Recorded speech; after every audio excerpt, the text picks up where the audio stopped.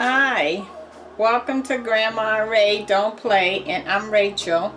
So today I want to thank you first of all for stopping by and checking in with me. It's a pleasure serving you. So today I'm going to teach you how to cook red velvet cake. That's right, red velvet cake. So I'm going to adjust the camera and we're going to get started, shall we? Oh, and by the way, we're going to be cooking it in the air fryer oven. That's right, we're going to be cooking in the air fryer oven, okay? And let's see. Well, I might have a surprise for you later on in the video. I don't want to give you a surprise just yet, okay? Alright, stay tuned. I'm going to adjust the camera. We're going to get started, shall we? Great. Okay, so let's finish up the red velvet cake. It came out the oven, and I cooked one in the oven, remember, and one in the power air fryer oven. Both came out great. The one that cooked in the air fryer oven, it took 32 minutes. The one that cooked in the oven at 350 cooked for 30 minutes. All right, so now we're going to make the frosting. Okay, so usually what goes with red velvet cake is cream cheese frosting. So I have an 8-ounce pack of cream cheese here. I cut the pack in half, so I'm using 1/2, which is 4 ounces of the cream cheese. I have it in the bowl right here. Okay, and we're going to use Duncan Hines with fluffy white frosting to go with it. If you don't have this, you can use confectionery sugar. So if you use confectionery sugar, you know you make it up first with the sugar and water or sugar and cream, okay? Alright, so we're going to put this in here and then we're going to mix it up. First you want to put just half of the frosting in with the whipped cream, and you want to mix that first together, because you don't want to put the whole thing together because it takes longer for the cream cheese to break down. All right, so let's mix this.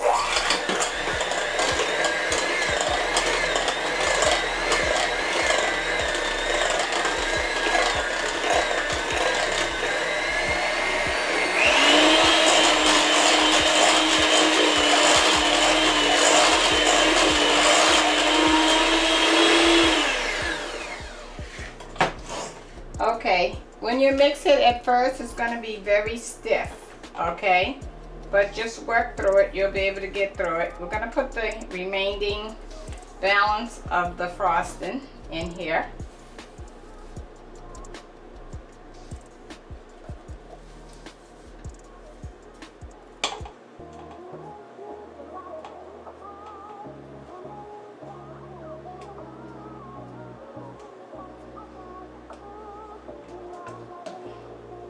Okay, I'm going to mix this up.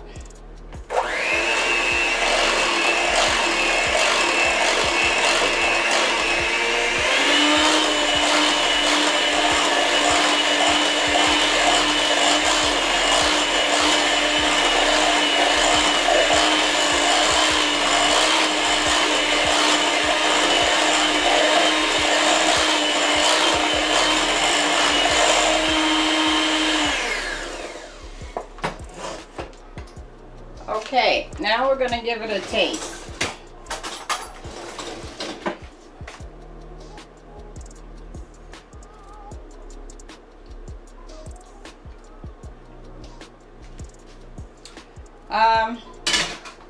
It tastes pretty good, but I think I would like a little more flavoring in it. So I have this 1 ounce of container of red food coloring, which I put 2 tablespoons in the cake earlier. So I don't know how much is left in here, but whatever's left, which is probably a couple of drops, I'm going to pour in here. So let's see, shall we? Well, here we go. I would say that was around a 1/2 teaspoon that was left. Okay, out of the 1 ounce container. All right, we're gonna mix this up and then we're gonna taste.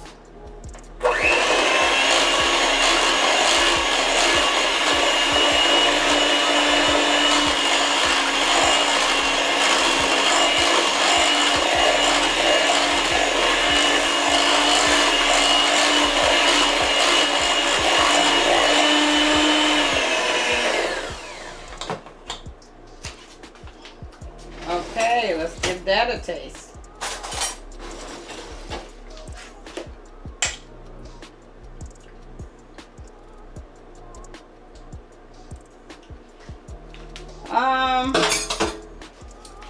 It's okay, but I'm still missing something. I'm looking for a flavor.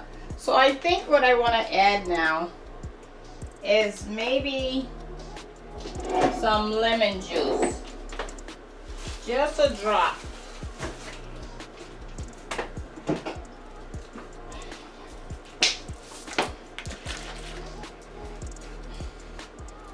So we're gonna add, I would say a capful. I got liquid lemon juice, a half a cap, which is about a teaspoon. Because I'm looking for a nice flavor and I haven't tasted yet. Okay, so let me try this.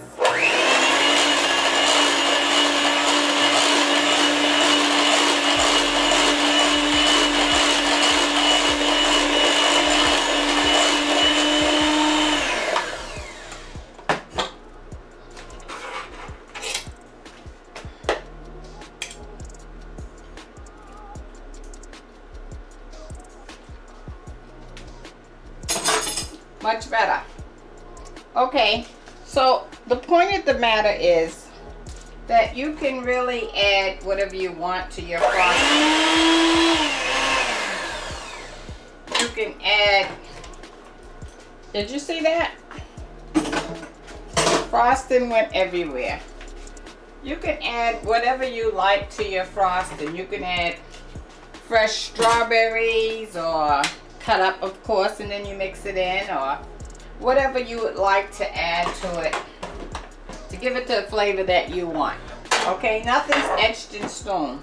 Normally, it's usually a white frosting over a red velvet cake.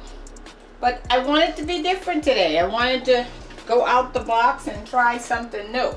So that's why I went with putting the balance of the red food coloring into the frosting. Because after all, what else am I going to do with that little teaspoon of red velvet red coloring, right? I mean, what? I can't do nothing with it. I can't make another cake with it. It's just not enough. So you know, earlier I made 2 cakes. This is one. The other cake, I covered and I put it in the refrigerator. And I'm gonna frost that later, maybe in a couple of days, when this cake is all gone. That way I don't have to worry about, oh, something touched the frosting and now it looks a mess. I keep everything fresh that way.